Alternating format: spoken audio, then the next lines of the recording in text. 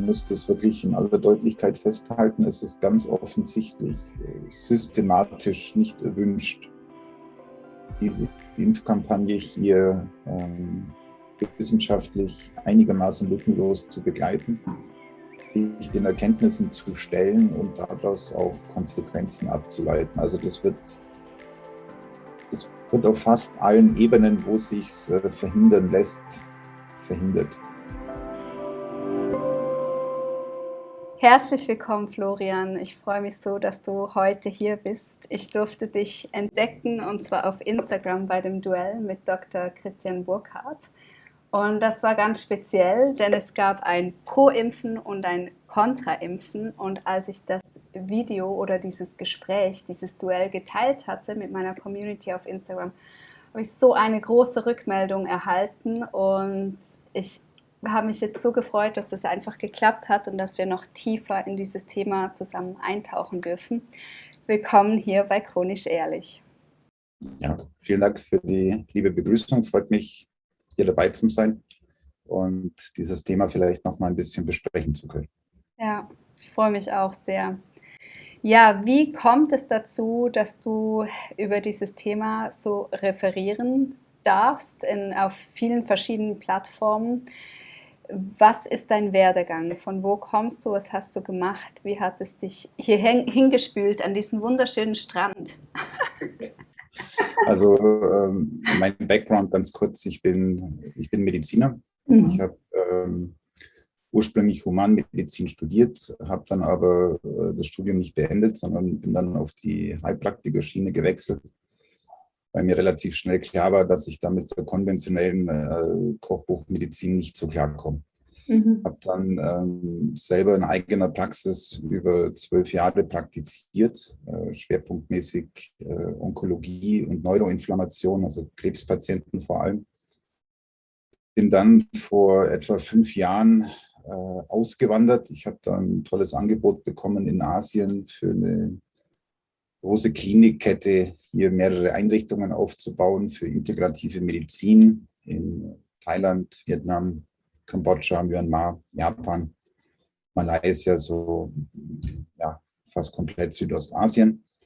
War dann hier als wissenschaftlicher Projektleiter eben zuständig und bin dann vor 2 Jahren aus familiären Gründen im Wesentlichen wieder zurück nach Deutschland. Ja, meine Kinder leben hier und ja, also transkontinentales Familienleben ist schwierig auf die Dauer. Und seit ich jetzt wieder hier bin, bin ich im wissenschaftlichen Bereich tätig. Also ich praktiziere im Moment nicht, sondern beschäftige mich eher damit, aktuelle wissenschaftliche Erkenntnisse und Forschungsergebnisse in die Praxis zu bringen, also dieses Wissen so aufzubereiten, dass wir daraus Behandlungsprotokolle, Präventionsprotokolle, teilweise auch Medikamente oder Nahrungsergänzungsmittel ableiten können und das dann durch Schulungen, Seminare etc. Den Therapeuten eben nahezubringen. Ja. Und ich bin da jetzt auch in der Fachgesellschaft tätig. Das ist die DGNAME, die Deutsche Gesellschaft für Nährstoffmedizin und Epigenetik. Da bin ich als Vizepräsident eingebunden und da natürlich in der Pflicht, solche aktuellen Themen wie jetzt Corona und dann natürlich im Speziellen auch die Impfung nach bestem Wissen und Gewissen zu begleiten. Unsere Therapeuten, unsere Mitglieder stehen da natürlich vor großen Herausforderungen in der Praxis, was die Erkrankung als solche angeht. Ja, das war jetzt ein intensiver Lernprozess, wie wir mit Corona verfahren können, was Prävention angeht, was Behandlung angeht, wie man hier gezielt die Risikogruppen unterstützen und schützen kann, wie man komplizierte Verläufe verhindern kann. Das war jetzt eigentlich so bis zum Jahreswechsel, sage ich mal, das Gros dessen, was auf dem Schreibtisch war. Ja, und jetzt seit Januar natürlich vermehrt das Thema Impfung, weil hier relativ schnell, sage ich mal, eher beunruhigende Rückmeldungen aus den Praxen kamen. Ich habe das dann selber auch auf diversen Seminaren und Kongressen erlebt, dass Kollegen und Kolleginnen hier schon leicht verzweifelt waren, ja, in Anbetracht dessen, was da an Begleiterscheinungen alles aufgetreten ist. Gerade im alternativmedizinischen Bereich, wie man so schön sagt, also die Praxen, die jetzt nicht unbedingt nach Leitlinie behandeln, sondern sich da schon aus einer ganzheitlichen Perspektive bemühen. Die haben ja oft das Problem, dass die Patienten, die jetzt im konventionellen schulmedizinischen Bereich durchs Raster fallen, dass die vermehrt da auftauchen. Ja. Und da kam es regelrecht zur Epidemie der Impfgeschädigten, ja, mit den wildesten Beschwerden und Phänomenen. Das heißt, da war eigentlich ab Februar schon ordentlich Druck auf dem Kessel, was hier eigentlich passiert, ja, und was man da unter Umständen tun kann oder wie man hier im Vorfeld vielleicht bestimmte Risiken identifizieren kann. Und ja, seitdem rollt dieser Themenkomplex. Und ja, ich muss sagen, je mehr ich mich damit beschäftigt habe, desto beunruhigter bin ich geworden. Also ich, wie gesagt, bin jetzt viele, viele Jahre hier im wissenschaftlichen Bereich unterwegs, auch in verantwortlicher Position. Also ich bin dafür zuständig, dass ich wissenschaftliche Erkenntnisse so extrahiere und aufbereite, eine Klinikleitung zum Beispiel daraus Konzepte ableiten kann. Und das, was hier im Moment passiert im wissenschaftlichen Bereich bereits, also ich rede da jetzt noch gar nicht vom politischen, was hier im wissenschaftlichen Bereich passiert und wie mit teilweise dünnster Datenlage hier enorme Dinge losgetreten werden. Das habe ich so bis jetzt nicht erlebt. Also das ist beispiellos. Wow, okay. Mega spannend. Der erste Punkt, der mir gerade so aufgefallen ist, dass du gesagt hast, ihr wollt, oder das machst du schon seit Jahren, das, was die Forschung herausbringt, wirklich praxisnah zu machen, also Protokolle in Protokolle umzuwandeln. Weil was ich gemerkt habe als, in meiner Karriere als chronisch Erkrankte, dass wenn ich dann selber in die Studien gegangen bin, dass ich gemerkt habe, die Studien sind eigentlich schon viel weiter als das, was mir der Arzt in der Praxis sagt. Und wenn ich da auch ein bisschen nachgeforscht habe, war ich eher die anstrengende Patientin, die dann, ja, was wollen Sie eigentlich von mir? Eher so.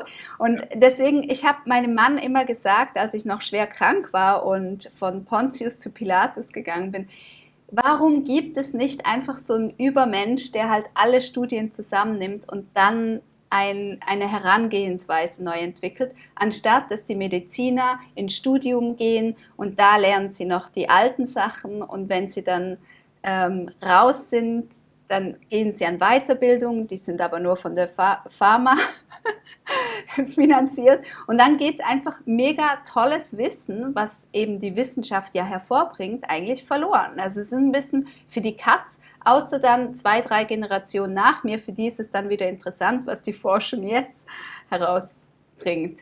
Und deswegen, also als erstes mal mega cool, dass es das gibt. Dann bist du ja anscheinend so eine Person, die sich genau damit beschäftigt. Das freut mich natürlich enorm, dass es das gibt. Und das andere mega Spannende, was du jetzt erzählt hast, ist, dass diese Praxen, die jetzt nicht schulmedizinisch agieren, sondern eben versuchen, weiter gefächert zu agieren, dass die dann die Ersten sind, die das Feedback bekommen von Impfnebenwirkungen, weil, die Frage warum, naja, Menschen wie ich, die schon so lange im Krankensystem waren, die haben dann irgendwann ja herausgefunden, dass es nichts bringt, in die Klinik zu gehen und so weiter und so fort oder zum Hausarzt und dann sind wir halt bei den Heilpraktikern gelandet, weil da gibt es mehr Zeit und mehr Untersuchungsmöglichkeiten. Und das ist eigentlich so ein wichtiger Punkt, weil man eigentlich bei so einer Welle, die dann anrollt, nicht einfach die Krankenhäuser anschauen darf, was man ja macht, wenn es um die Pandemie geht.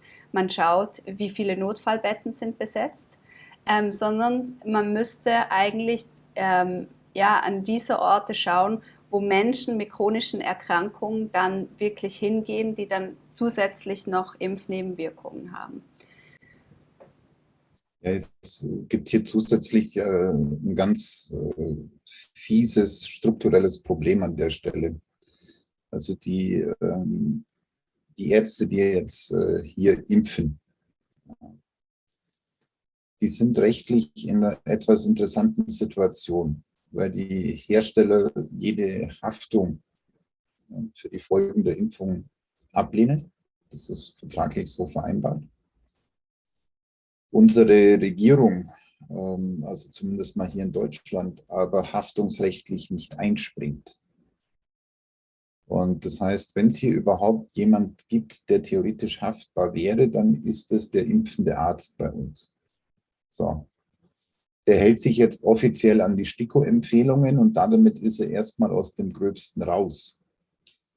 Jetzt haben wir aber die Situation, dass die Erfassung und Meldung von Impfnebenwirkungen und Impfkomplikationen wiederum dem Arzt obliegt. Das heißt, der Arzt müsste hier im Prinzip sich selber und seine Praxis melden und sagen, hier gibt es ein Problem. Und das ist bei unklarer Haftungsfrage natürlich, sage ich mal, schwierig von der Motivationshaltung her. Ja. Deswegen ist in der Ärzteschaft hier die Bereitschaft, die vorliegenden Nebenwirkungen und Komplikationen ehrlich zu erfassen und zu melden, tendenziell eher niedrig. Und erschwerend kommt hinzu, dass das nicht vergütet wird. Also ich habe mir dieses Meldeformular schon vor Jahren mal angeschaut, da ging es um die Masernimpfpflicht. Das dauert etwa 30 Minuten pro Fall, um so eine Meldung auszufüllen und wegzuschicken. So, und diese 30 Minuten, dafür gibt es keine Gebührenziffer. Das heißt, das macht der Arzt in seiner Freizeit. Jetzt nehmen wir mal an, der hat normale Arztpraxis jetzt 200, 300 Leute geimpft. Davon haben 30% von mir aus signifikante Nebenwirkungen. Dann wird er 15 Stunden kostenlos mit Melden beschäftigt. Das wird er nicht gar machen und wo er die 15 Stunden hernehmen soll, das sagt ihm auch keiner, weil er kann ja nicht seine Praxis zumachen und ein Schild dranhängen, bin mit Papierkram beschäftigt. Also das ist strukturell einfach, das System ist nicht darauf ausgelegt, so eine Situation zu beherrschen. Und das erleben natürlich auch die Patienten. Wenn die sich jetzt haben impfen lassen, die kommen dann zurück in die Praxis, erzählen das dem Arzt, bei dem sie das gemacht haben. Ja, so.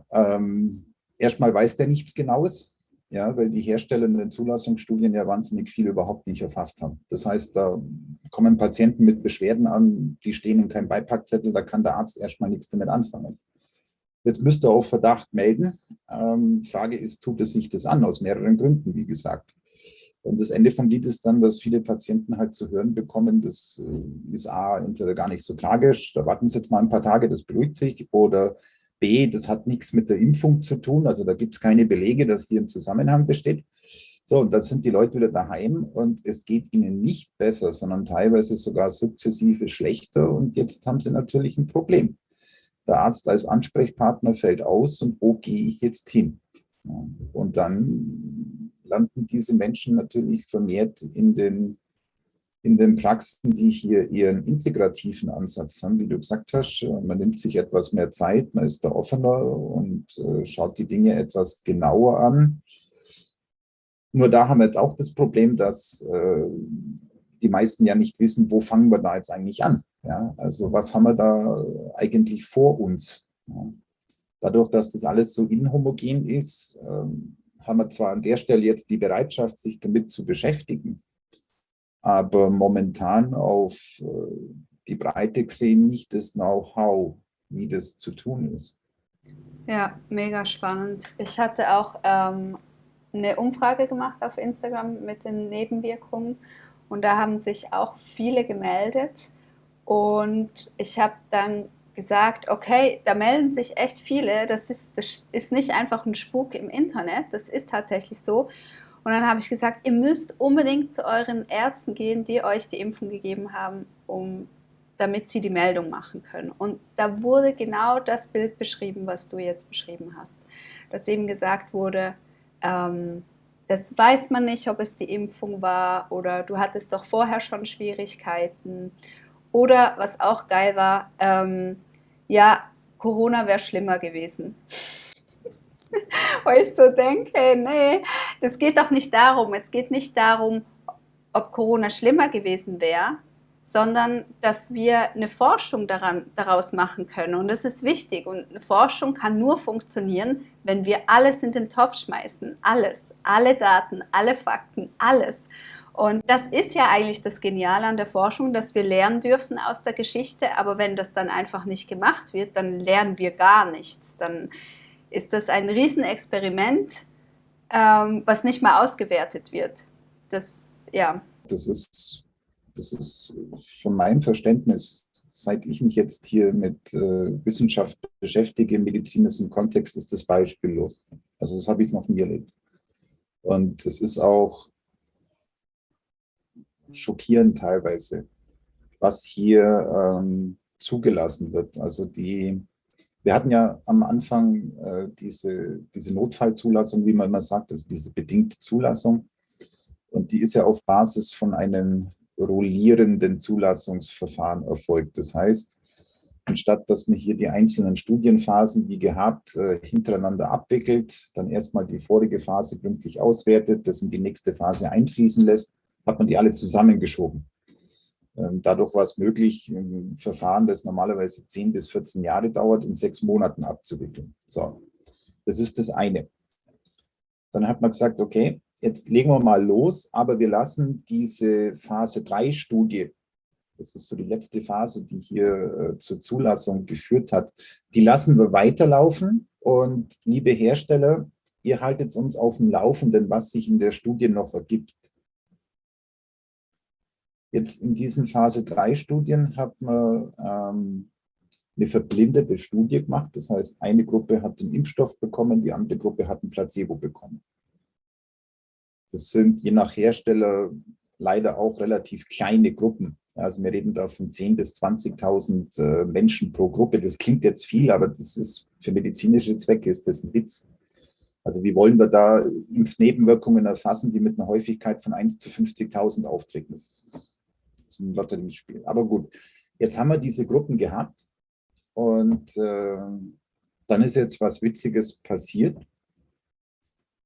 Nachdem die nächste Studienetappe abgeschlossen war, das heißt plus 6 Monate nochmal, ist es den Herstellern erlaubt worden, die Verblindung aufzuheben und die Kohorten zu fusionieren. Das heißt, die haben Folgendes gemacht, die haben die Kontrollgruppe aufgelöst, haben denen gesagt, ihr wart die mit dem Placebo, wollt ihr die Impfung jetzt haben? Und das wollten tatsächlich fast alle haben. Das heißt, diese Phase 3-Studie, die jetzt noch läuft, jeweils, die hat keine Kontrollgruppe mehr. Das war so die letzte Chance, unter kontrollierten Bedingungen zumindest einen Hauch von mittel- und langfristigen Effekten zu erfassen. Und aus dieser Pflicht hat man die Hersteller jetzt entlassen. Und wie wir jetzt ohne Kontrollgruppe irgendwie verifizieren wollen, was hier unter Umständen eine Impfnebenwirkung ist mir vollkommen schleierhaft. Und das Meldesystem wird dieses Defizit nicht ausbügeln. Also einfaches Rechenbeispiel. Man nimmt jetzt eine Nebenwirkung, die von den Herstellern von vornherein angegeben wird. Also zum Beispiel eine bestimmte Quote an allergischen Reaktionen. Das heißt, wir wissen, so und so viel Prozent der Impflinge müssten eigentlich allergisch reagieren. Und dann gehe ich zum Robert-Koch-Institut, schaue da in die Datenbank und gucke mir an, wie viele Meldungen über allergische Reaktionen gab es denn.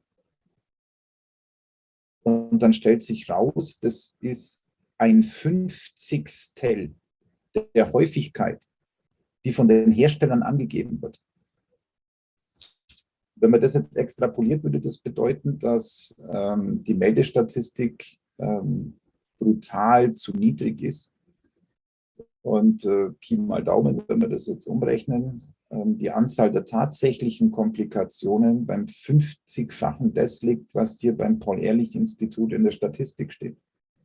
Genau, das war nämlich dann auch so eine Sache. Ich habe dann nach der Umfrage gesagt, als es klar war, dass da nicht weitergereicht wird, diese Impfnebenwirkung bei den Hausärzten, dass ich dann gesagt habe, eben in Deutschland ans Paul-Ehrlich-Institut und in der Schweiz an Swissmedic. Österreich habe ich auch noch geschrieben, weiß ich jetzt gerade nicht mehr auswendig, dass unbedingt diese Direktmeldungen gemacht werden müssen. Aber das Problem ist halt, dass das auch nicht in den Nachrichten kommt. Das heißt, wenn ich das als kleiner Instagram-Kanal natürlich sage, ja, wo gehen dann die Zahlen hin? Also das wäre ja auch so wichtig, da auch einfach diese Transparenz zu schaffen. Und es ist so schade, dass es gerade so läuft, weil das einfach diesen Boden schafft für ganz viele verschiedene Verschwörungstheorien, weil man einfach nicht mehr checkt, warum das so gemacht wird.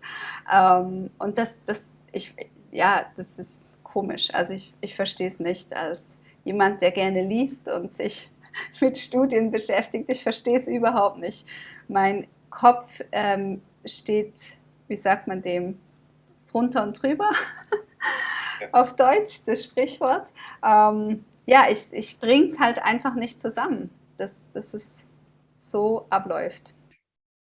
Ja, also es ist, man muss das wirklich in aller Deutlichkeit festhalten. Es ist ganz offensichtlich systematisch nicht erwünscht, diese Impfkampagne hier wissenschaftlich einigermaßen lückenlos zu begleiten, sich den Erkenntnissen zu stellen und daraus auch Konsequenzen abzuleiten. Also das wird auf fast allen Ebenen, wo sich verhindern lässt, verhindert. Das ist jetzt, das ist allein schon aus dem Kontext, sage ich mal, hochproblematisch, aber mal ein Stück weiter gedacht. Also wir haben jetzt ja das Problem, dass hier vermehrt Menschen mit diesen impfinduzierten Problemen in den Praxen landen. Und was wir jetzt eben dringend bräuchten, wären Informationen über die Hintergründe dessen, was da im Körper abläuft. Ja. Ja. Und jetzt diese mangelhafte Informationsgewinnung, das ist ein politisches Problem, ja, ein wirtschaftliches Thema, was Pharmalobby angeht. Es ist auch ein rechtliches Thema, was Informed Consent angeht, also zu was der Patient sich da eigentlich bereit erklärt, ja, wenn man gar nicht weiß, was das ist. Das sind alles Probleme, aber jetzt mal prospektiv. Wir müssen dringend Ideen entwickeln, was da schiefläuft, wie man das diagnostisch feststellen kann. Also was müssen wir hier messen? Wie können wir das messen, um herauszufinden, wo ist denn im Einzelfall das Problem? Weil es gibt nicht das Problem. Also diese Impfstoffe haben mannigfaltige Wirkungsmöglichkeiten, was diese Probleme angeht. Das ist vollkommen inhomogen. Mhm. Und hier bräuchte man schnellstens ein Portfolio an Tests, wo man sagen, okay, der kommt jetzt rein, der hat Impfstoff XY bekommen, da haben wir dieses Testprotokoll und eine Woche später wissen wir, was ist hier Sache und können dann entsprechend therapeutisch aktiv werden. Und da verlieren wir im Moment unglaublich Zeit, weil wir diese Daten nicht haben. Das heißt, was momentan passiert ist, wir haben durchaus engagierte Kollegen und Kolleginnen, die dann versuchen, das Ganze überhaupt erstmal zu erfassen, mit unterschiedlichsten Perspektiven. Ich will da jetzt gar nicht den ein oder anderen Ansatz werten, ja. Aber es ist einfach, ich sag mal, relativ konfus. Und wir sind da weit weg von dem roten Faden oder einem einheitlichen Vorgehen. Und da wir die Probleme nicht präzise identifizieren, wird es natürlich auch schwierig, entsprechende therapeutische Konzepte abzuleiten. Mhm. Und das heißt, die Betroffenen sind jetzt gleich zum zweiten Mal quasi Versuchskaninchen. Das erste Mal waren sie Versuchskaninchen für die Impfung. Hat im Einzelfall dann nicht funktioniert, sondern Probleme verursacht. Und jetzt wiederholt sich der Spaß bei der Abklärung und dann natürlich auch beim Versuch, die Dinge zu verbessern. Mhm.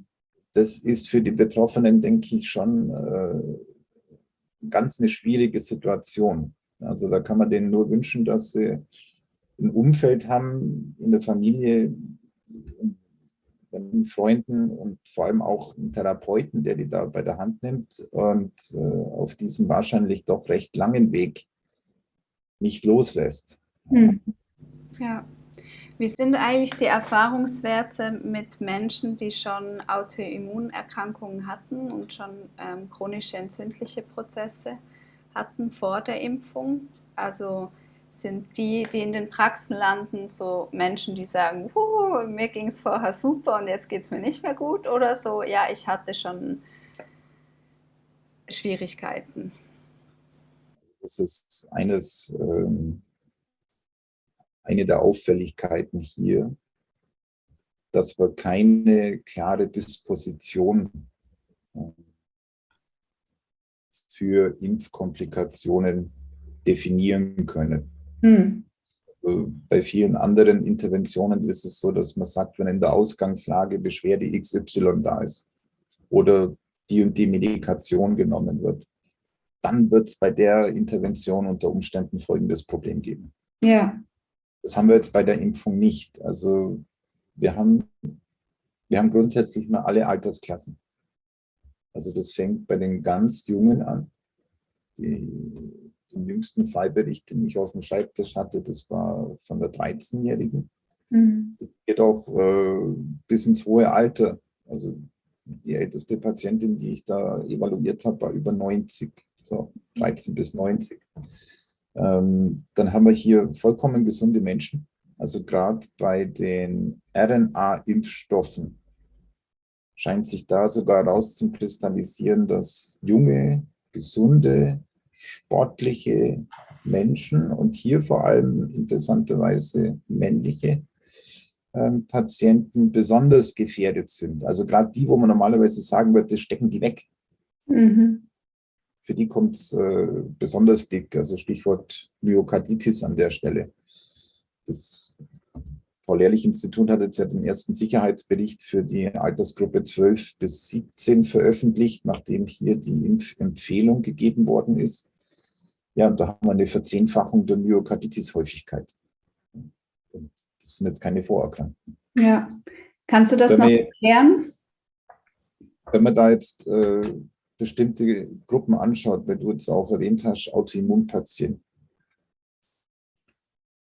die haben in einem ähnlichen Umfang, also ähnliche Häufigkeit und ähnliche Intensität Probleme wie der Durchschnitt, zumindest von dem, was ich jetzt sehen kann. Allerdings ist es deutlich schwieriger, die Dinge hier auseinanderzuhalten. Also was wir hier beobachtet haben bislang zum Thema Autoimmun ist einmal, dass bestehende Autoimmunprozesse aktiviert werden. Also relativ häufig sehe ich das bei Schilddrüsenerkrankungen, also klassisch dieser Hashimoto. Ich habe es jetzt auch beobachten können bei rheumatischen Erkrankungen und einmal bei einer CED, bei einer Colitis ulcerosa. Das waren Patienten, die im Vorfeld der Impfung relativ stabil waren. Also die waren nicht gesund, der Prozess war da. Ja. Aber war einigermaßen stabil.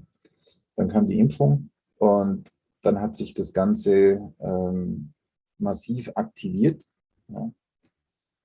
Das ist der eine Effekt. Und der andere Effekt scheint zu sein, dass sich diese Autoreaktivität in dem Sinn verstärkt, dass sie neue Ziele in Angriff nimmt. Also ich habe da auf meinem Instagram-Kanal die Tage auch eine Studie vorgestellt, da ist genau das untersucht worden, ob es durch diese Antikörper gegen SARS-CoV-2 im Allgemeinen und mit diesen Spike-Protein-Antikörpern im Speziellen, ob es hier Kreuzreaktionen gibt, also ob die in der Lage sind, hier körpereigene Strukturen anzugreifen, anstatt diese viralen Proteine. Und das ist eine ziemlich beeindruckende Lektüre, sage ich jetzt mal. Also die Liste der Kreuzreaktionen ist hier enorm lang. Das ist mal das eine. Und Die Reaktionsstärke ist hoch und es sind Strukturen betroffen, die sind bedenklich. Also zum Beispiel Mitochondrien, die stehen ganz oben auf der Liste. Also diese Spike-Protein-Antikörper haben eine 50-prozentige Kreuzreaktivität mit unseren Mitochondrien. Das würde natürlich so einiges erklären, was hier im Anschluss beobachtet wird. Also wenn Menschen hier diese extreme Schwäche entwickeln, diesen Fatigue, wenn die da gar nicht mehr auf die Beine kommen, ja, das wäre schon eine mögliche Folge, wenn hier diese Antikörper die Mitochondrien angreifen. Aber auch Schilddrüsenenzyme, Weichteilenzyme, Leberenzyme, also die Liste ist lang. Und ich sehe gerade bei den RNA-Impfstoffen hier schon ein hohes Risiko, dass wir Autoimmunität zumindest mal begünstigen. Ja. Ja, vielleicht können wir dann später das auch in den YouTube-Beschrieb tun, diese Studien, die du gerade erwähnst, dass man die dann auch nachlesen kann. Mega spannend. Genau, auf deinem Instagram-Kanal veröffentlichst du ja immer gerade die aktuellsten Studien und redest auch drüber. Da findet man dich unter Florian Schilling. Ja, unschön, und es ist wirklich interessant, dass eben viele mit so einer Krankheitsgeschichte, wie auch ich habe, so ein ungutes Gefühl haben, weil wir natürlich bei anderen Impfungen auch schon nicht so reagiert haben. In meinem Fall ist es so, ich hatte als 1,5-Jährige bereits Malaria und bin daran fast gestorben. Das heißt, Teile meiner Leber sind einfach enorm geschädigt. Das habe ich dann erst viel später herausgefunden, während meinem Genesungsprozess schon mit Ernährungsumstellung und Entgiften und so weiter, dass das eigentlich so eine Riesenrolle gespielt hat, warum ich ganz viele Medikamentation überhaupt nicht vertragen habe. Aber da wurde auch nie nachgefragt, und interessanterweise war die Leber auch nie auffällig bei den normalen Blutwerten, die man so macht. Also auch nicht im großen Blutbild. Und da ist es halt, denke ich immer, ist es so wichtig, dass man dem Patienten die Stimme lässt, weil in meinem Fall, ich lebe ja seit 36 Jahren in dem Körper. Ich habe die Erfahrung gemacht, was tut mir gut, was vertrage ich. Ich bin jemand, ich trinke ja nicht mal Alkohol, ich trinke nicht mal Kaffee. Und dann einen Druck zu spüren, dass ich mich jetzt aber impfen lassen soll. Es gibt zwar noch keine Langzeitstudien zu Fällen, wie es mich betrifft, aber ich soll das einfach mal machen.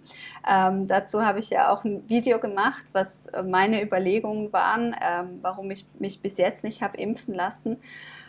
Und ich denke, dass es einfach so wichtig ist, dem Patienten dieses Bauchgefühl zu lassen und zu sagen, hey, ja, was ist denn deine Geschichte? Was hast du bisher erlebt mit Fremdeinwirkungen? Und eine Impfung ist eine Fremdeinwirkung. Ich meine, ein Virus auch. Ein Virus ist scheiße. Ich bin kein Fan von einem Virus, von keinem. Nicht von Malaria, nicht von EBV, nicht von Covid.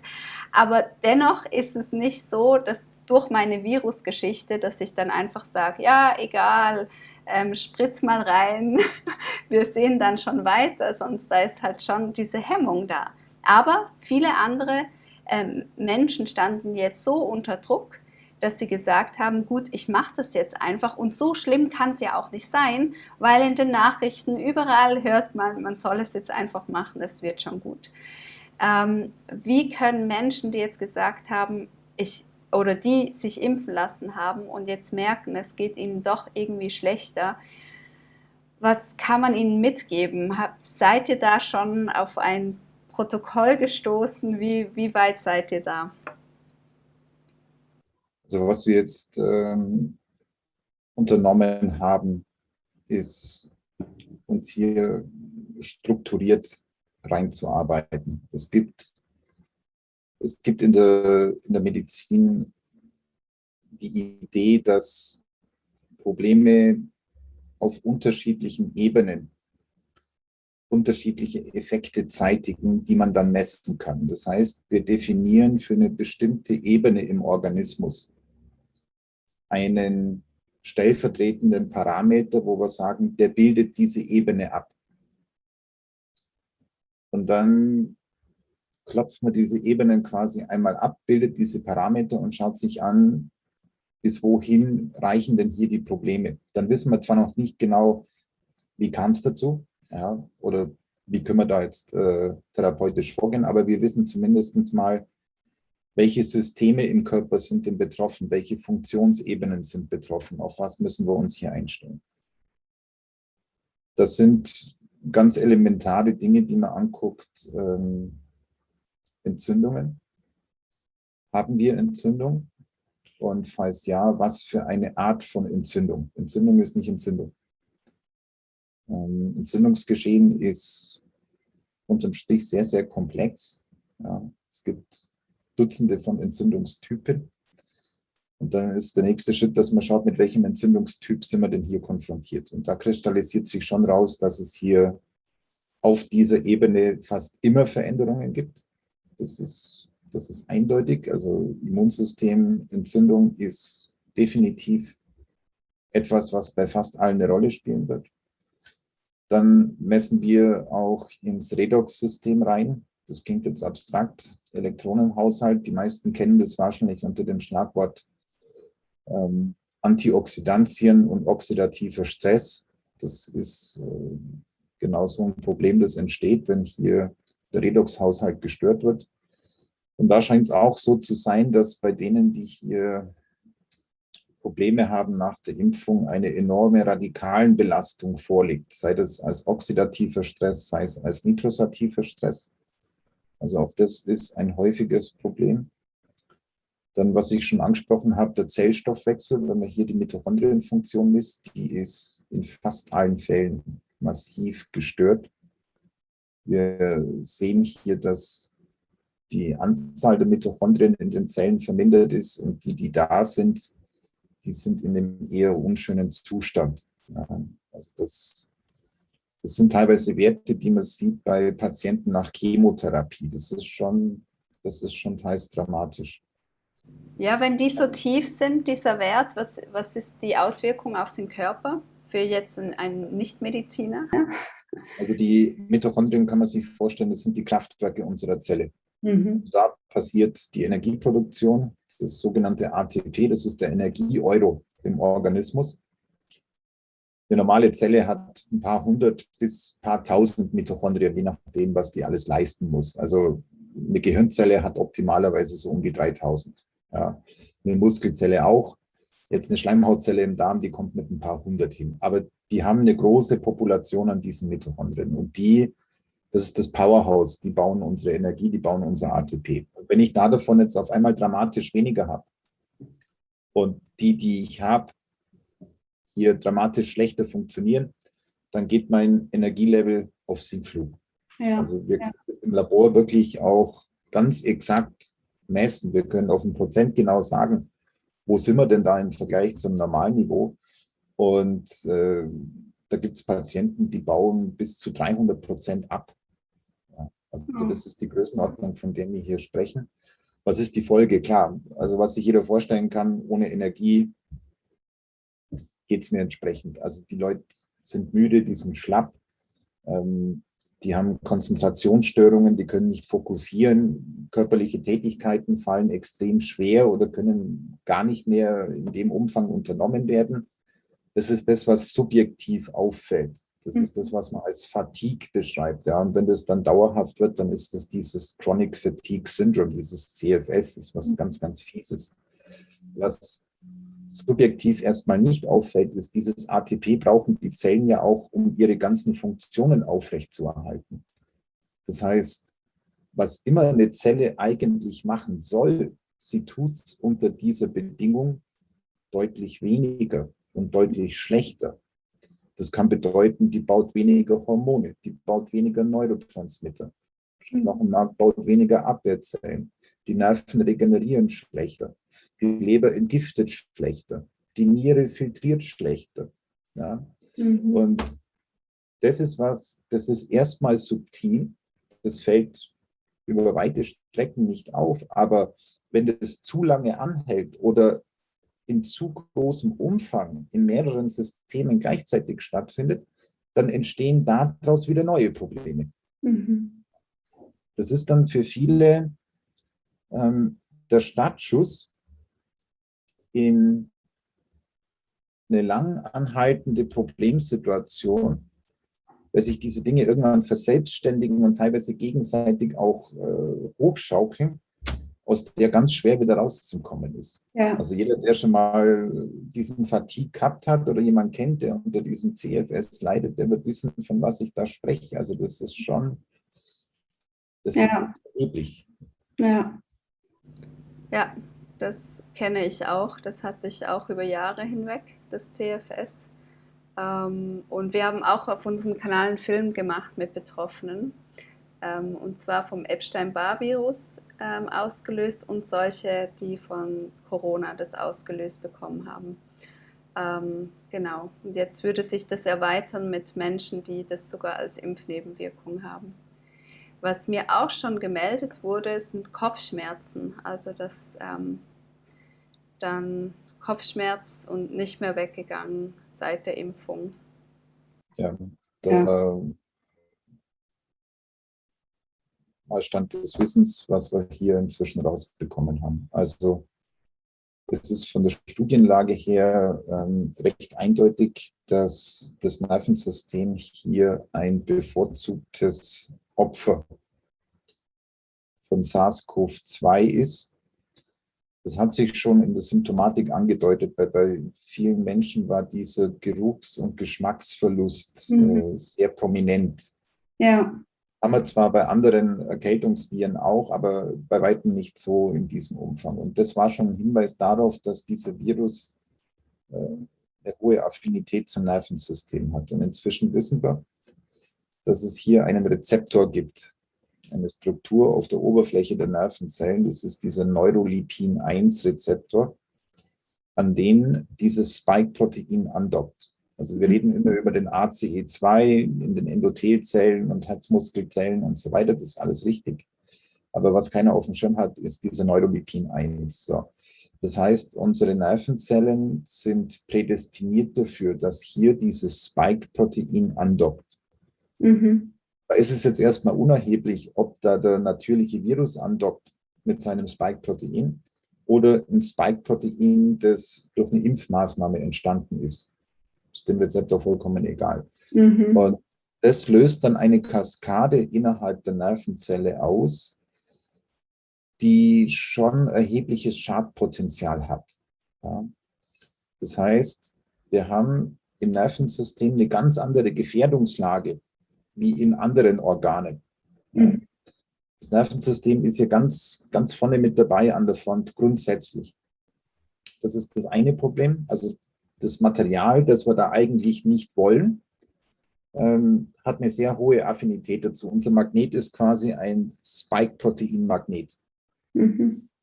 So, und jetzt haben wir hier eine Spezialität bei der Impfung, und zwar bei den RNA-Impfstoffen. Die nutzen ja, um in die Zellen reinzukommen, um sich da im Körper zu verteilen, diese Nanopartikel. Und diese Nanopartikel haben eine etwas ungünstige Wechselwirkung mit unserer Blut-Hirn-Schranke. Die Blut-Hirn-Schranke, muss man sich vorstellen, die umgibt quasi unser zentrales Nervensystem.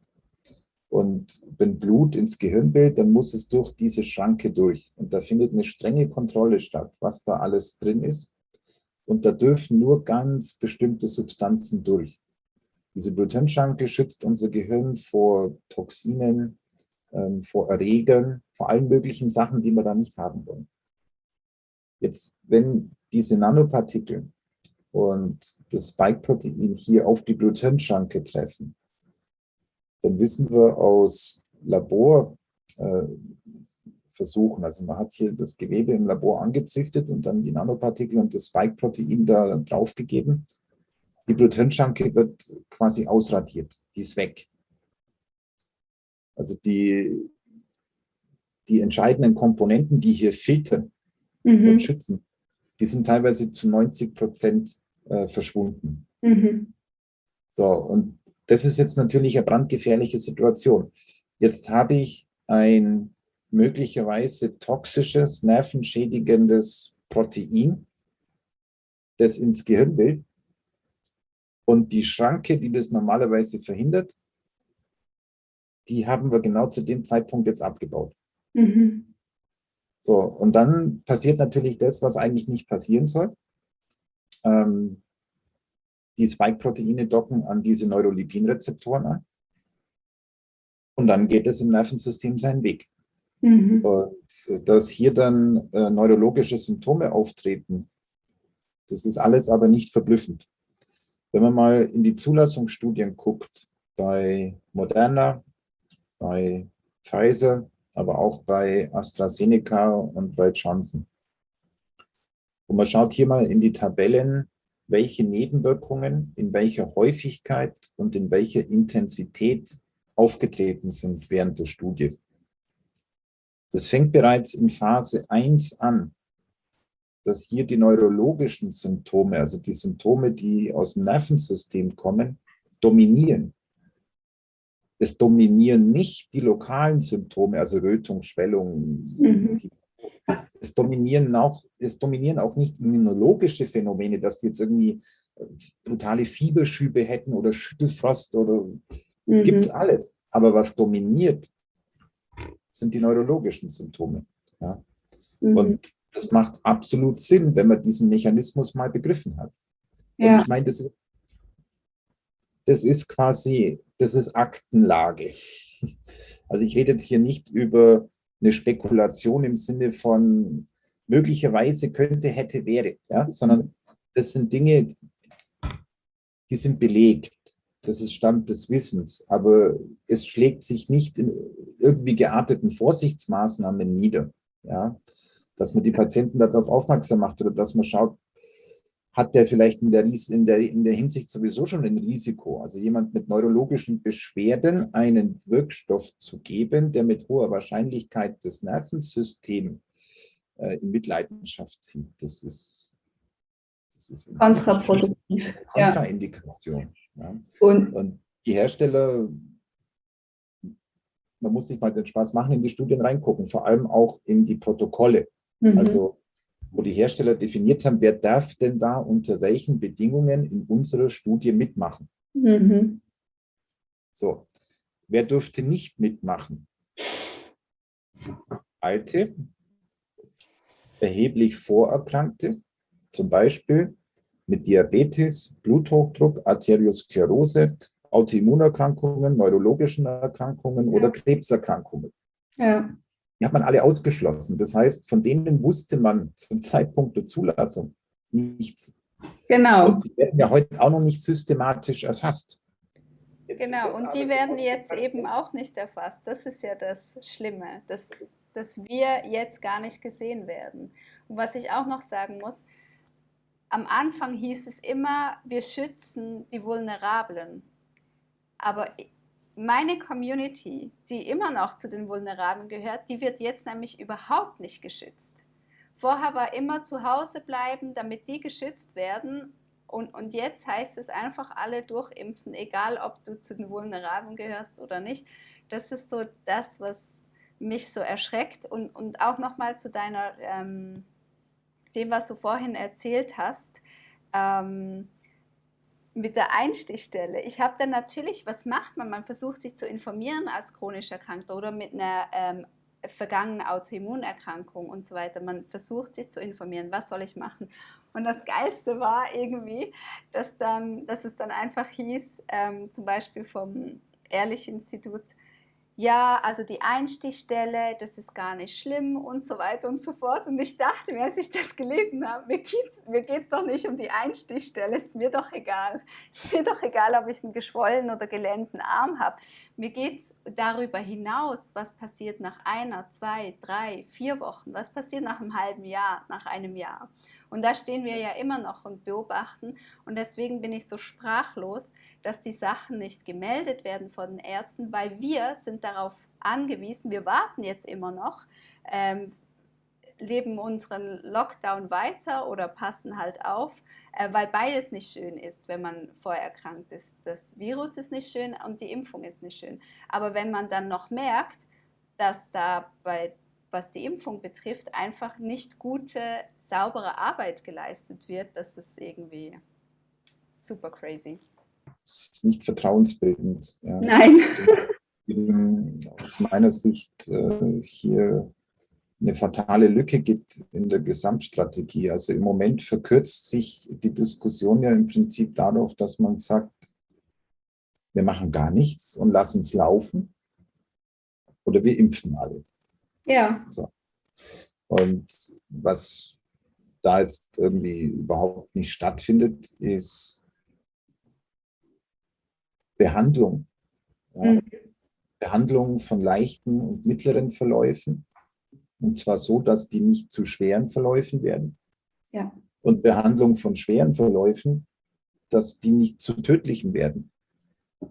Da hört man nichts. Null. Das andere ist, es gibt ja auch andere Prophylaxe-Möglichkeiten. Also die Impfung, das Fachwort dafür ist die spezifische Immunprophylaxe. Ja, so heißt diese Intervention. Aber es gibt unabhängig davon auch die unspezifische Immunprophylaxe. Das heißt, nicht ein gezielter Eingriff, der sich jetzt präzise gegen einen Erreger wendet, sondern eine Immunprophylaxe, die das Immunsystem in die Lage versetzt, sich besser mit so einem Erreger auseinanderzusetzen und das die Wahrscheinlichkeit erhöht, dass das Ganze gut ausgeht. Also diese unspezifische Prävention, diese Immunprävention, höre ich nichts? Nichts, null. Da geht es noch gar nicht mal um irgendwas sophisticated. Ja, klar, ich könnte jetzt hergehen und sagen, da brauchen wir jetzt eine antinitrosative Therapie mit Methylcobalamin. Könnte ich machen, interessiert niemand. Aber überhaupt mal so ein Schlagwort aufzugreifen wie Vitamin D. Ja? Also hätten wir das, was ein Test kostet, ein PCR-Test, das reicht aus, um bei diesen Menschen den kompletten Vitamin D-Status zu bestimmen. Ja? Und zwar vom Feinsten, das ist ein Luxusstatus. Und dem Vitamin D für die nächsten 6 Monate in die Hand zu drücken. Ein Test. Hätten wir machen können. Haben wir nicht. Ja. Ja. Also es gibt Länder, die denken in die Richtung, einfach auch, weil sie nicht die Kohle haben, hier zig Milliarden in Impfstoffe zu investieren. Wenn man hier schaut, in Süd- und Mittelamerika zum Beispiel, aber auch auf dem asiatischen Kontinent, Indien, Bangladesch, die haben sich überlegen müssen, was machen wir jetzt? Wir müssen das irgendwie mit Bordmitteln beherrschen. Ja, wir können da jetzt nicht bei Pfizer anrufen und sagen, wir überweisen euch jetzt 50 Milliarden, schickt mal was her. Genau. Das kaufen die reichen Staaten schön auf und überlassen die anderen dem Schicksal. Auch eine schöne Sache an der ganzen Geschichte, ja.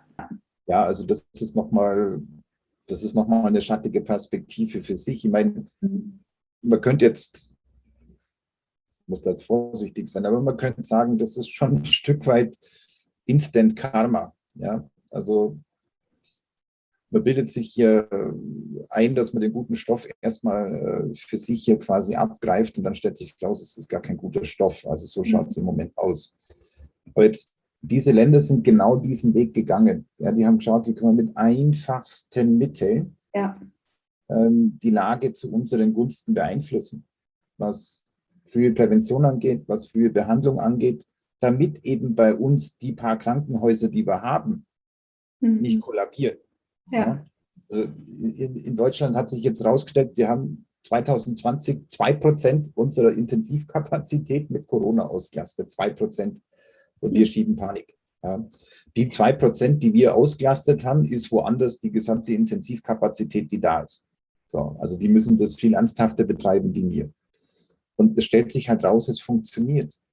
Also bei uns, gerade in Deutschland, wird von den Medien immer Indien so schlecht gemacht, dass es da so verheerend ist. Die Leute sterben auf der Straße, es ist Armageddon da unten. Da muss ich auch was sagen, Florian. Ich war in meinem Leben zweimal in Indien, eben das erste Mal, da habe ich kaum Erinnerungen, als ich Malaria aufgelesen habe und dann als Teenager nochmal. Und das Lustige ist in den Nachrichten, wenn sie die Zahlen bringen, wie viele an Corona gestorben sind. Und ich kenne dieses Land und ich weiß, wie groß es ist und wie viele Einwohner, dann ist das einfach so ein Hohn dem Konsumenten gegenüber. Aber jemand wie ich aus der Schweiz, wir denken so, oh, 1000 Leute, das sind jetzt aber viele. Aber wenn man es im Verhältnis anschaut, dann ist es einfach, ja, eine andere Zahl. Ich habe mir den Spaß mal gemacht und das ins Verhältnis gesetzt. Also zum Beispiel die Todesfallzahlen einfach mal standardisiert pro Million Einwohner. Und wenn man sich da mal die kumulierten Zahlen anschaut, also seit Beginn der Pandemie, dann liegt Indien bei etwa 260, 270 Todesfällen pro Million Einwohner. Deutschland liegt bei knapp 1200. Also wir hatten eine dreimal schlechtere Performance als Indien. Ja.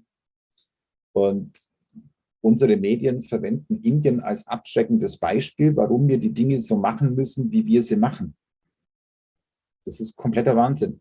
Eigentlich müssten wir ein Expertenteam nach Indien runterfliegen und die müssten sich mit den Jungs da zusammensetzen und sagen, jetzt erklärt uns mal, was habt ihr da gemacht? Ihr habt ja echt gute Zahlen. Wir möchten das auch machen. So müsste das eigentlich laufen. Ja, aber dafür sind wir zu arrogant, höchstwahrscheinlich. Ja, das wird aus vielen, vielen Gründen nicht stattfinden. Ja, aber das ist jetzt etwas, was wir jetzt quasi als, sag fast Graswurzelbewegungen machen müssen. Wir müssen jetzt natürlich nicht nur in unserem Umfeld schauen, was wird gemacht und was funktioniert, sondern man muss jetzt auch global gucken, welche Ansätze sind denn alle schon ausprobiert worden, was hat funktioniert, was hat nicht funktioniert. Und auch aus den Sachen, die nicht funktionieren, kann jetzt jemand wie ich mit ein bisschen wissenschaftlichem Background schon wieder was ableiten, was uns unter Umständen der Lösung näher bringt. Ja. Das heißt, das ist jetzt Arbeit, die gemacht werden muss. Da bin ich auch massiv dahinter, da jetzt eben die Regionen abzuklappern, wo man sieht, die haben das gut überstanden. Mal zu schauen, was haben die da gemacht. Und kannst du da schon was verraten? Also ich weiß, dass es schon Ärztevereinigungen aus den USA gibt, die jetzt so ein Protokoll aufgesetzt haben. Da ist zum Beispiel Zink ein Thema, hochdosiert Vitamin C, Vitamin D3, Lysin, Glutadin oder Glutathion. Du weißt es vielleicht? Glutathion, genau. Es gibt da inzwischen sehr fundierte Ansätze. Also ich habe jetzt, im Frühjahr habe ich angefangen, ein Buch darüber zu schreiben. Ja, eigentlich war es ein Aufsatz, dann wurde es ein Büchlein, jetzt ist es ein Buch und jetzt kommt es demnächst hoffentlich raus. Und da habe ich mir diese Protokolle auch angeschaut. Und die Komponenten, die du jetzt gerade erwähnt hast, das sind sehr, sehr wichtige dabei. Wir müssen uns nur ein bisschen sortieren, wann war es. Also diese Geschichte mit Zink zum Beispiel. Zink ist etwas, das Sinn macht, wenn der Virus da ist. Ja. Dieser Virus muss, damit er hier erfolgreich ist, sich in unseren Zellen tausendfach kopieren. Und zwar möglichst schnell, bevor unser Immunsystem merkt, was los ist, weil dann ist Schluss. Das heißt, dieser enorm schnelle Kopiervorgang ist für den Virus kriegsentscheidend. Und diese Kopiermaschine, die das Virus hier nutzt, die mag kein Zink. Das Zink ist hier, das blockiert das Getriebe bei dieser Kopiermaschine. Das heißt, der Virus ist zwar noch da, aber er kann sich nicht mehr in dem Maß vervielfältigen. Und dann hat unser Immunsystem deutlich bessere Karten. Es hat mehr Zeit, es kann sich besser aufstellen. Die Viruslast steigt nicht exponentiell, sondern steigt peu à peu, peu à peu. Und mit diesem Vorsprung kann unser Immunsystem unter Umständen die Infektion erfolgreich beenden, bevor hier größere Probleme auftreten. Ja. Das ist übrigens auch der Grund, warum dieses Hydroxychloroquin entgegen aller Meldungen doch einen gewissen Sinn hat, weil es enorm viel Zink in die Zellen pumpt. Das ist der ganze Gag hier.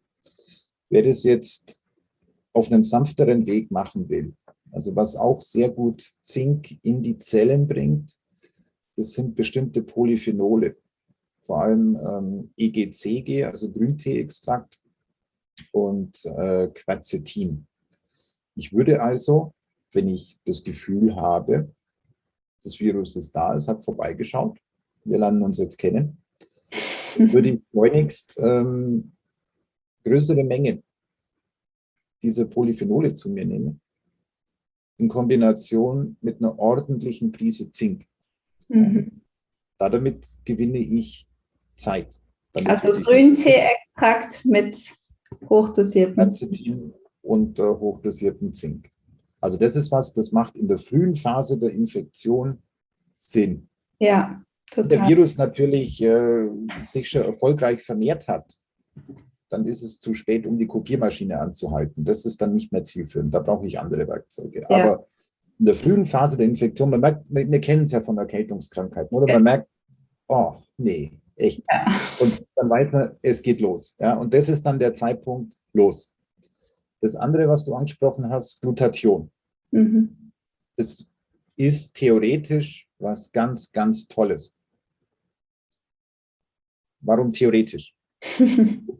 Glutathion ist ein Peptid, also ein kleines Eiweiß. Und wenn man das jetzt oral zuführt, passiert Folgendes: Unser Verdauungsapparat zerstört. Und dann resorbieren wir die Einzelteile. Kann sein, dass der Körper das wieder zu Glutathion zusammenbaut. Wir wissen es nicht. Also eine zuverlässige Intervention ist es nicht. Wenn man mit Glutathion sicher effektiv arbeiten will, dann muss man es über die Vene geben. Mhm. Injektion. Und da wird es jetzt natürlich für den Einzelnen daheim wieder schwierig. Ja. Wenn ich in den Hausarzt gehe und sage, ich hätte gerne eine Glutathion-Infusion, ich kann mir das Gesicht schon vorstellen. Das wird schwierig. Ja.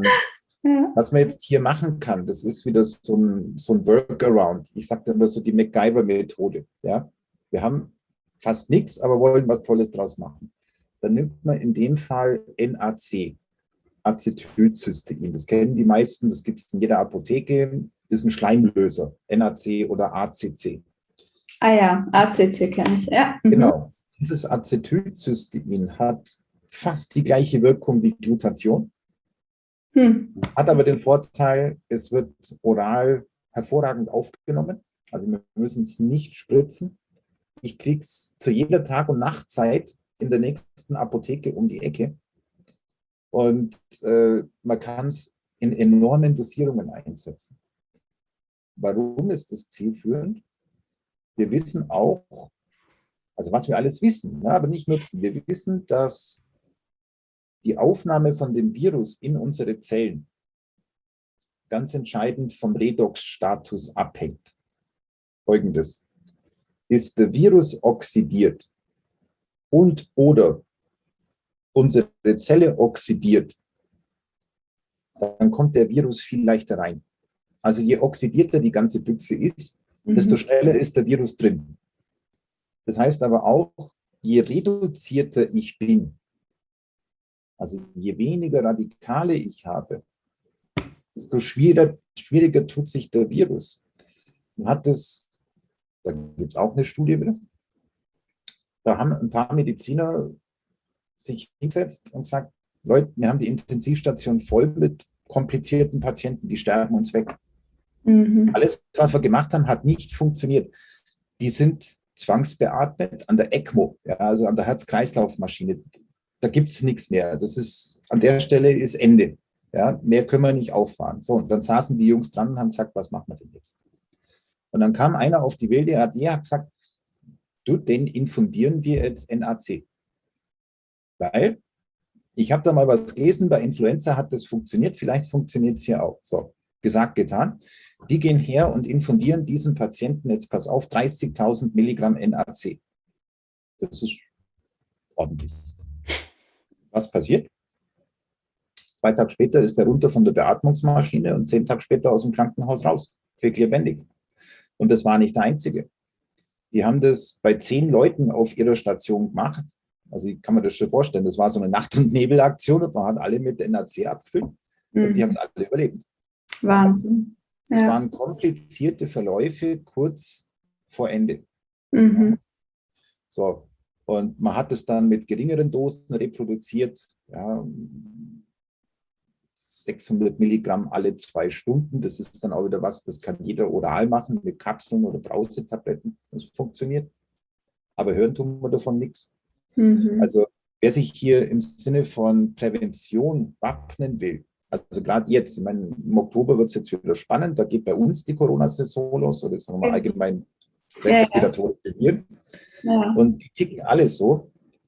Was ich machen würde, ich würde mir eine große Dose NaC besorgen und das in rauen Mengen einwerfen, dass ich so reduziert bin wie möglich. Dann ist die Chance, dass ich da unbeschadet bis ins Frühjahr durchkomme, deutlich größer. Also ich persönlich nehme am Tag rechnen, knapp 4000 Milligramm. Okay, klingt gut. Zink, Vitamin C, L-Lysin und Vitamin D3 nehme ich eh schon. Und dann werde ich das ACC mir noch anschaffen. Das klingt gut. Beim Vitamin D vielleicht noch ein Tipp. Das ist auch ein etwas kompliziertes Thema, wenn man es genau anschaut. Da wird auch vieles nicht optimal gelöst. Das können wir jetzt heute abends nicht vertiefen. Aber wer sich dann Gefallen tun will, dann messt bitte nicht nur euren Vitamin D-Spiegel, sondern messt diese Vitamin D-Ratio. Es gibt 2 Formen von Vitamin D. Die Speicherform, das ist das 25 OH, und die aktive Form, das ist das 1,25 OH. Und da messt du bitte beide und bildet dann Quotienten. Also 1,25 durch das 25 OH. Und dieser Quotient muss kleiner als 1 sein. Ist er das nicht, dann funktioniert euer Vitamin D-Stoffwechsel nicht so, wie er soll. Und dann kann Folgendes passieren: Man nimmt einen Haufen Vitamin D ein und das wirkt dann nicht immunfördernd. Das wirkt dann eher immunhemmend, was Infekte angeht, und begünstigt chronische Entzündungen. Also das ist das Schlechteste aus 2 Welten. Das heißt, da wäre es wirklich gut, dass man in eine Praxis geht, wo man weiß, die haben ein offenes Ohr und man lässt diese Ratio bestimmen. Und erst wenn man weiß, die ist unter 1, dann kann man mit nennenswert Vitamin D hier loslegen. Also das betrifft vor allem Patienten, die an chronisch entzündlichen Grunderkrankungen leiden. Super spannend. Vielen Dank für den Tipp. Ja, bevor wir das Gespräch beenden, es ist einfach so spannend, deswegen sind wir schon so lange dran. Vielleicht kannst du noch etwas mitgeben für Patienten, die sich haben impfen lassen und die jetzt Schwierigkeiten haben, was sie machen sollen, wo sie hingehen sollen oder irgendwie eine Notfallapotheke. Genau. Also was aus meiner Sicht unbedingt sinnvoll wäre, ist eine Schadensbegutachtung.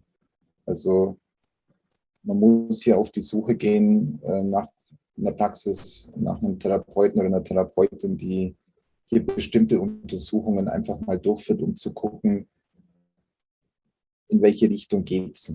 Also da brauchen wir eine Bestandsaufnahme bei den Radikalen. Wir brauchen eine Bestandsaufnahme bei der Entzündung. Das macht man mit einem Zytokinprofil. Man braucht eine Bestandsaufnahme, was das Nervensystem angeht. Hier muss man auf Neuroinflammation prüfen. Das ist alles nicht ganz einfach. Wer sich da vielleicht ein bisschen Hilfestellung holen will. Wir haben bei der DGNAME eine Art Leitlinie verfasst. Das ist nichts Schlimmes, es sind ein paar Seiten. Da haben wir für die Kollegen vor Ort nochmal zusammengefasst, welche Untersuchungen gemacht werden sollten, um hier möglichst schnell zu identifizieren, welche Probleme genau haben wir denn. Wenn jemand dieses Protokoll will, ja, das einfach bei der DGNAME auf die Website gehen oder eine E-Mail schicken und dann teilen wir dieses Protokoll gerne und damit kann dann der Therapeut vor Ort schon mal anfangen zu arbeiten. Ja. Dann hat Ja. man hier was Greifbares, wo man loslegen kann. Und wenn Mhm. man die Liste durch ist, dann hat man auch relativ schnell eine Idee, was können wir denn jetzt Gutes tun. Sehr Also gut. das wäre was, Ja. das würde ich allen wärmstens empfehlen, vor allem wenn die Probleme schon ein etwas größeres Ausmaß erreicht haben. Mhm. Ansonsten, wenn es jetzt darum geht, was kann ich ad hoc Gutes tun, ja, da wird es natürlich insofern schwierig, weil diese Impfstoffe eine sehr breite Palette an potenziellen Problemen abdecken, ganz vorsichtig formuliert. Mhm. Also das Allerwichtigste, was man Menschen raten sollte, die sich impfen lassen, sofort das D-Dimer bestimmen. Also das größte akute Risiko sind diese Mikrothromben. Selbst wenn sich der impfende Arzt da querstellt und sagt, das brauchen wir bei Ihnen nicht, Sie haben nichts, dann auf Do-it-yourself-Modus gehen und hier eine Thromboseprophylaxe betreiben. Das kann jeder machen. Man geht in die Apotheke, sagt, ich hätte gern Aspirin. Für einen normalen Erwachsenen reichen zu dem Zweck 75 Milligramm vollkommen aus. Und die nimmt man, bevor man zur Impfung geht und 2 Wochen, nachdem man geimpft worden ist. Das reduziert das Risiko für diese Gerinnselbildung, für diese Thrombosen, für diese Mikrothrombosen dramatisch. Ja. Schön wäre es, wenn man es mit D-Dimer begleiten kann, dann wissen wir, es hat auf jeden Fall gereicht. Wenn Mhm. nicht, einfach machen. Ansonsten nach der Impfung ein großes Problem, gerade jetzt in der kommenden Erkältungssaison, ist, dass das Immunsystem platt ist. Das wissen wir auch aus den Zulassungsstudien. Die Lymphozyten sind im Keller. Das hält so für 5 bis 10 Tage an. Das heißt, das Immunsystem ist direkt nach der Impfung auf Standby. Das ist jetzt in dieser Saison nicht die Zeit, um rauszugehen, um unter Leute zu gehen, um da irgendwelche wilden Aktionen zu starten. Das heißt, ich würde eine Woche nach der Impfung grundsätzlich daheim bleiben und mich schonen, weil Ja. ich bin sehr vulnerabel. Ja? Ja. Viel vulnerabler als sonst. Ja. So, und dann diese 2 großen Bereiche, Entzündung und Radikale, die spielen nach der Impfung auch bei vielen, vielen, vielen eine Rolle. Und da kann man jetzt wieder auf ähnliche Instrumente zurückgreifen.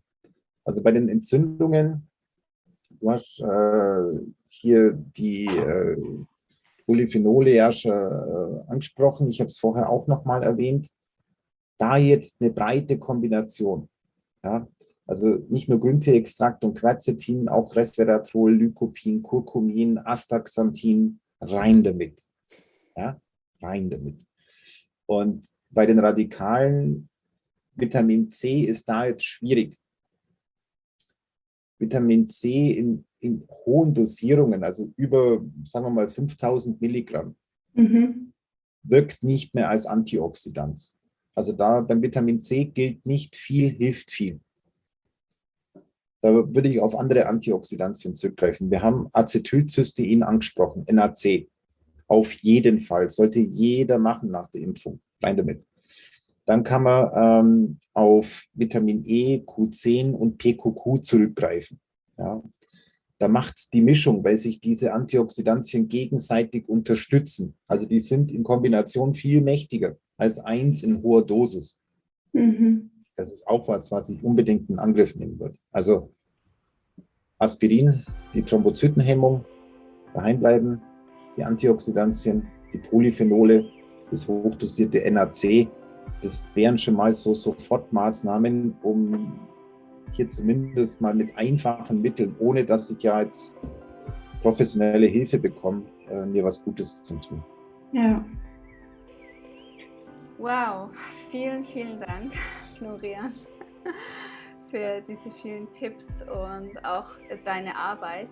Vielen Dank, dass du da eine Schnittstelle bist zwischen der Wissenschaft und der Praxis, dass ihr da diese Protokolle ausarbeitet. Das ist so unendlich wichtig und ich möchte mich auch bedanken, dass du den Schritt nach draußen wagst, weil ich kann mir vorstellen, dass du im normalen Leben vielleicht lieber dich eben mit Zahlen und solchen Dingen beschäftigen würdest, als noch auf Instagram oder YouTube irgendwelche Interviews zu geben. Also wirklich vielen herzlichen Dank, weil gerade Menschen wie mir und meiner ganzen Community, das ist einfach unendlich wertvoll und unbezahlbar und wir kriegen die Informationen halt nicht. Also vielen, vielen, vielen Dank an dich. Gern. Vielen Dank für die Einladung. Ich finde es ja auch wichtig, dass die Infos rausgehen. Ja, das ist das, was wir jetzt brauchen. Ja, herzlichen Dank, dass du da warst. Und vielen Dank euch, dass ihr gelauscht habt. Ihr habt jetzt einiges mitnehmen dürfen und ja, ich wünsche euch einfach das Allerbeste und vor allem viel Gesundheit und schaut zu dir. Das Allerwichtigste, was dir mitgegeben wurde, bist du, ist dein Körper. Also lass dir nicht irgendwie reinreden, sondern schau, dass das Allerbeste zu dir kommt. Bis zum nächsten Video. Ciao!